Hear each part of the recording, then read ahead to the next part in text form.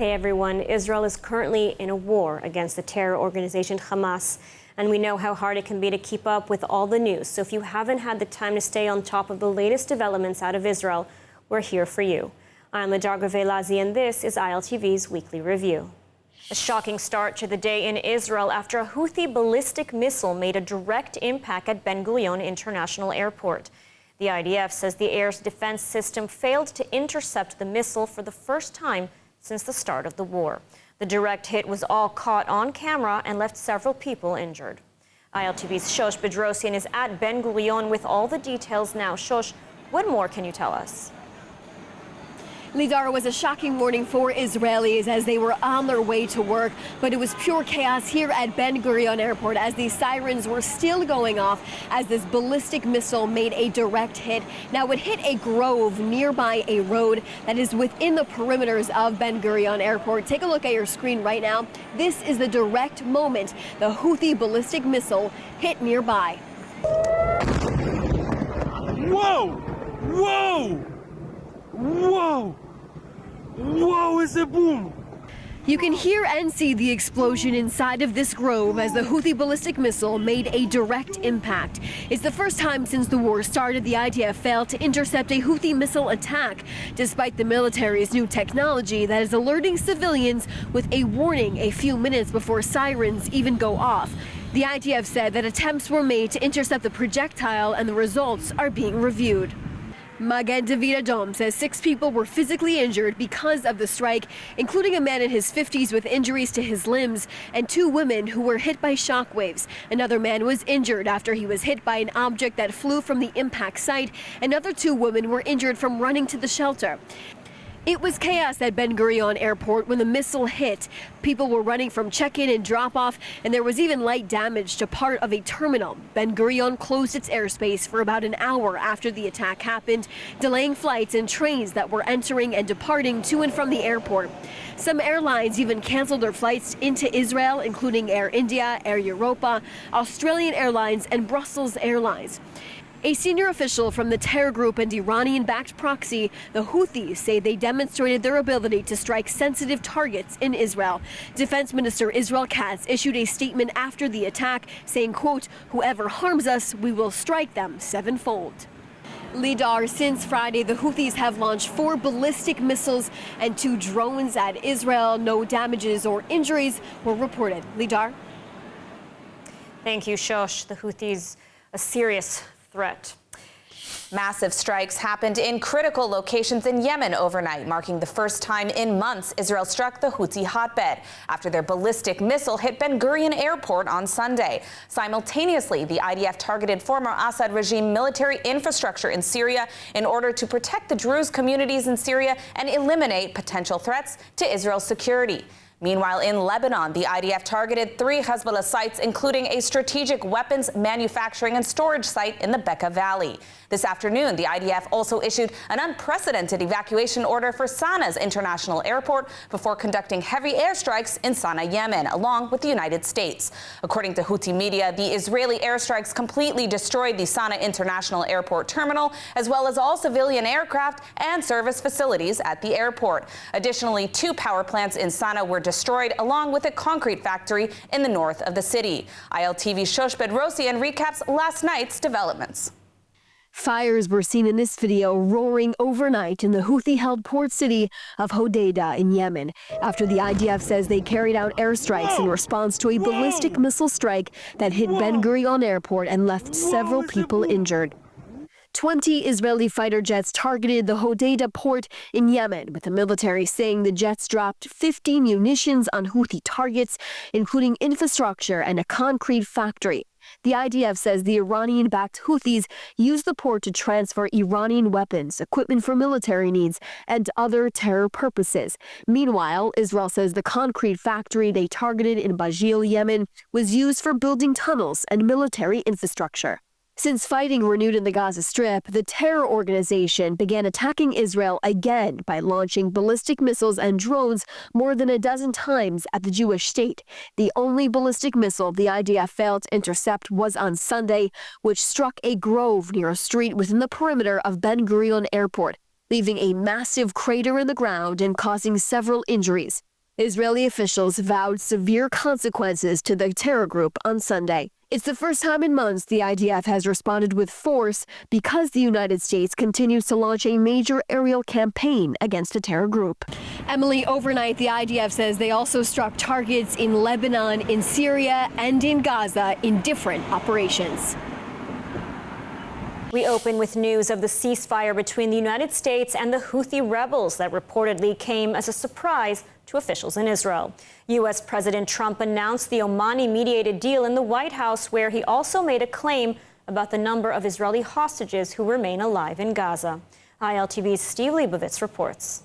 Only hours after the Israeli airstrike at the Houthi-controlled Sana'a airport in Yemen, the United States and the terror group announced an Omani-mediated deal to end the fighting between them. The Omani agreement would end the Houthi attacks against the passage of shipping through the Red Sea and end U.S. reprisal attacks on Houthi targets in Yemen. U.S. President Trump said the Houthis don't want to fight anymore. We had some very good news last night. The Houthis have announced that they are not, or they've announced to us at least, that they don't want to fight anymore. They just don't want to fight. And we will honor that. And we will stop the bombings. And they have capitulated, but more importantly, we will take their word. They say they will not be blowing up ships anymore. Houthi officials confirmed they will end attacks on shipping, but would also continue their attacks on Israel in support of Gaza. Israel reportedly was given no advance notice of the ceasefire between the U.S. and the Houthis. Israeli officials were reportedly surprised by the announcement. President Trump also spoke about the numbers of Israeli hostages who remain alive in Gaza and contradicted official numbers given in Israel. So of the 59 people, and they said 59, and I said, really? But they said only 24 are living. And I now correct, I say 21, because as of today it's 21. 3 have died. So this is a terrible situation. We're trying to get the hostages out. We've gotten a lot of them out. As the expression goes, there's 21 plus a lot of dead bodies. According to Israeli officials and the IDF, there are believed to be 24 hostages alive in Hamas captivity in Gaza. And joining us now with the latest developments in the Middle East is Gerald Steinberg of NGO Monitor. Gerald, thank you so much for joining us today. Thank you. So President Trump casually announcing a new agreement with the Houthis in Yemen, blindsiding Israel. Why would he make a unilateral agreement like this and essentially capitulate to the Houthis because they went ahead and announced they won't stop striking Israel? One thing that's consistent about President Trump is that he's inconsistent. He's unpredictable. He's a disruptor. It's not like there's a rational strategy step by step. And we remember a few months ago, at least the Israelis remember, when Trump said, we're going to take all the population out of Gaza, Israel will finish the job, and then we'll figure out what to do. And we did a lot of jokes about that and other things, but nothing happened with that. Or all hell will break loose if they don't release the hostages. So there are many examples of that. And he could change his mind tomorrow, the next day. We don't know what the Houthis will do. And basically, it's important to remember the big picture here is Iran. And President Trump wants to get a deal with Iran. It may be costly for Israel. It may be closer to what Israelis want. It's very unclear. A lot of contradictions in terms of ending the nuclear program or reaching an agreement and not ending the program. The same thing. Will Iran stop its proxy forces? When the Houthis fire missiles, those are Iranian missiles. When they fire them at the airport, they're firing them for the Iranian regime. And so this, I would say, ceasefire between the United States and the Houthis really reflects that the fact that the Houthis have been hit very hard, and also it limits their capability, but they may violate it at any time. If they hit Israel, again, Israel will certainly respond very strongly. Doesn't need the United States to deal with that. So I think these issues have to be seen from the perspective of the Trump administration, Mr. Trump, and his agenda. And you mentioned the Islamic Republic of Iran. Is this an indication, or should Jerusalem be worried that President Trump may abandon Israel in its fight against the Iranian regime and its proxies, perhaps announce more surprise agreements with the Iranian regime, even leaving Israel out of the discussions as we saw here? Well, worrying doesn't help, as my late father used to say.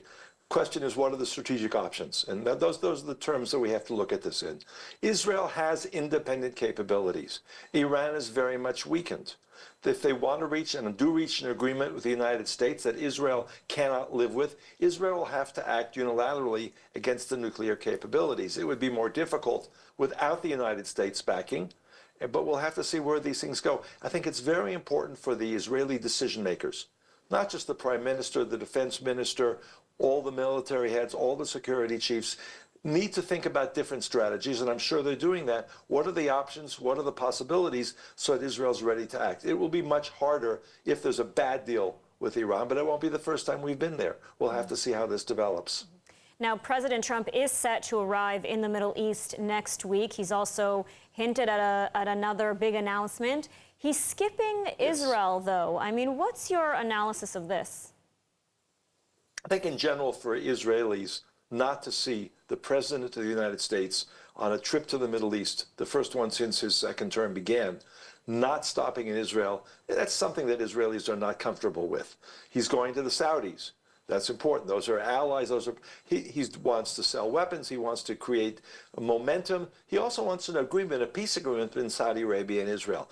Doesn't really have to come to Israel in order to do that. If Israel was part of his itinerary, it would be strictly symbolic. Prime Minister Netanyahu was just in the White House a couple of weeks ago. There's constant communications back and forth. Minister of Strategic Affairs Ron Dermer is on his way to Washington. We'll also be discussing all of these issues, probably with the president, certainly with the members, his closest advisors. So I don't think the fact that he's not stopping here is anything more than a symbolic issue, but it is symbolically difficult. It is painful for Israelis. We see ourselves as, and we've always been told, that Israel and the United States are close allies. Well, if you're going to make a trip to the region and you don't demonstrate that, that's problematic, but only in symbolic terms. All right, Dr. Gerald Steinberg, thank you so much for your insights today. Thank you. And now, day 576 of the war in Gaza, and Prime Minister Netanyahu has reportedly okayed an expanded Gaza operation with call-up orders issued to tens of thousands of reservists. Limited operations in Gaza are ongoing, and the IDF announced the deaths of 2 soldiers killed and 2 others wounded in a blast in a booby-trapped tunnel in Rafah. ILTV's Steve Leibovitz has the latest.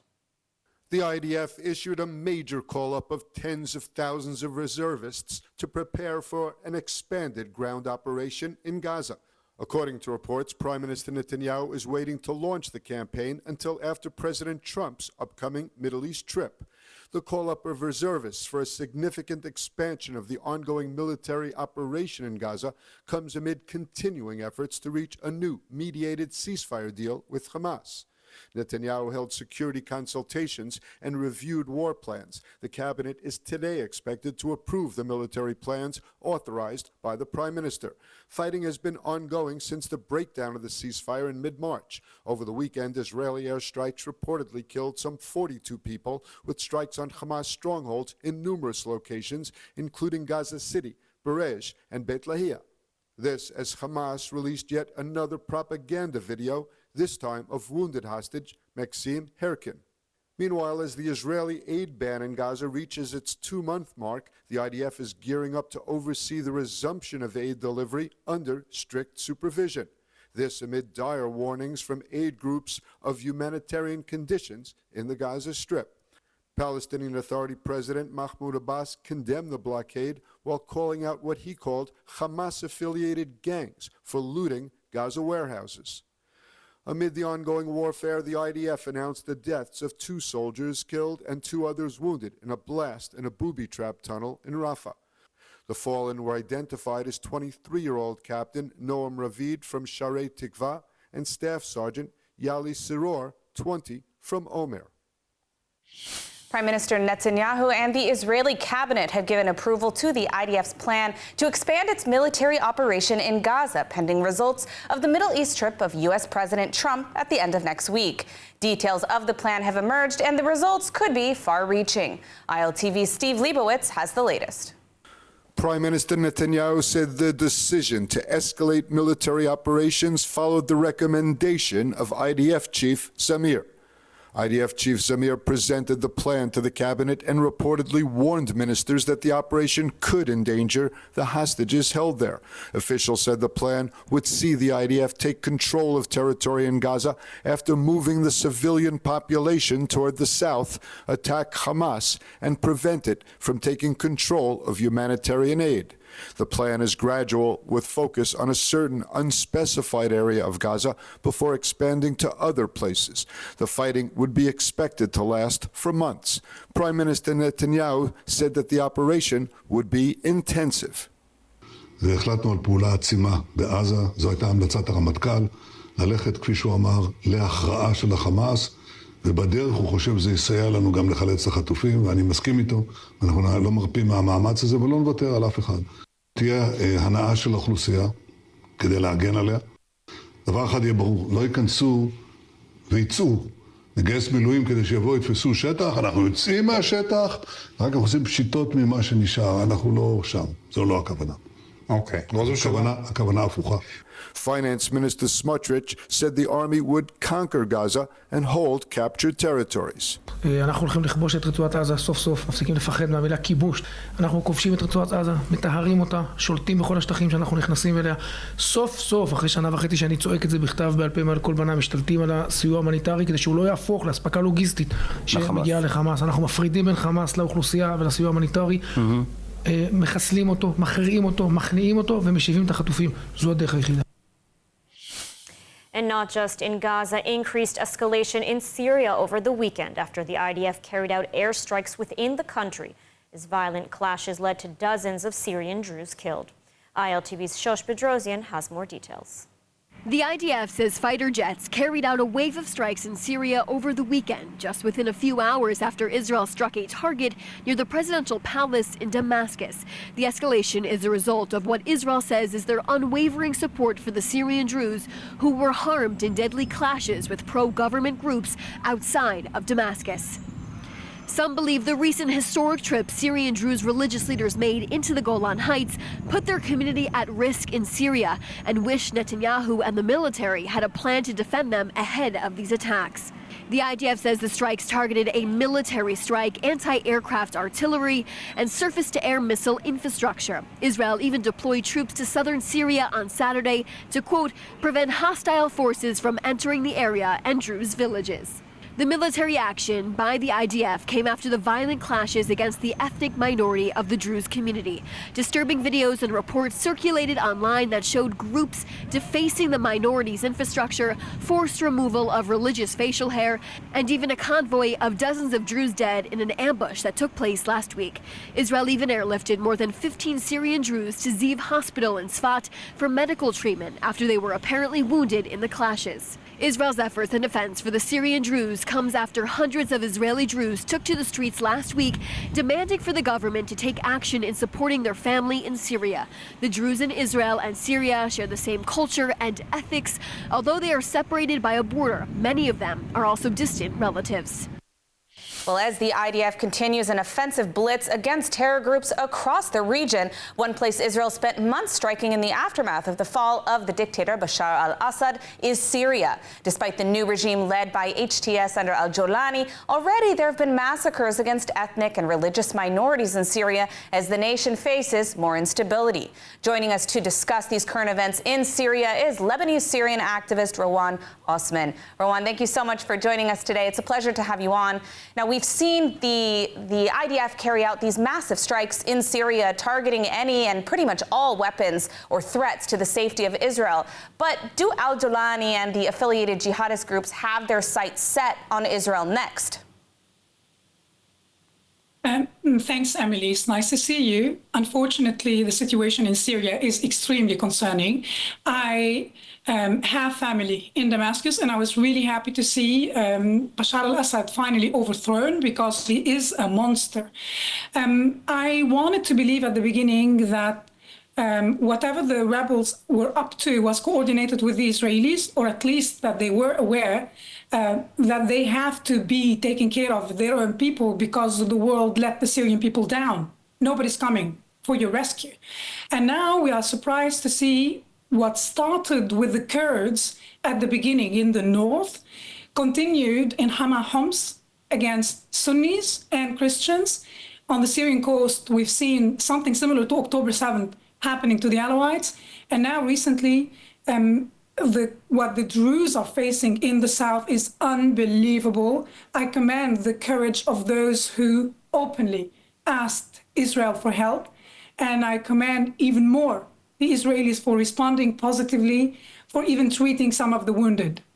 I do have to say that I've seen tens, if not hundreds of videos of jihadists who are vowing to come and liberate Al-Quds next. People chanting Khaybar, Khaybar, O Jews, the army of Muhammad started returning, which is a trend, a twist in the slogan that was popularized by Sheikh Ahmad Yassin towards the beginning of the first Intifada. This twist of the army of Muhammad began or started returning was made by Yusuf al-Qaradawi, who was considered even by his own country, Egypt, a terrorist and exiled, and hosted, of course, in Doha. I want to ask you about the Druze in Syria that you mentioned. I mean, Israel has gotten involved, as you mentioned, supporting them, supplying them, giving medical aid, and striking jihadists in the area. Why is it in Israel's interest, or is it, to defend these Druze communities? And do you think Israel should be doing more to defend some of these minority groups who are facing such tremendous persecution in the region? I watched the responses of some Israelis when the Alawites were screaming help. And they said, I will never forget how the Alawites treated my father or my brother or my husband in the wars we had between Syria and Israel.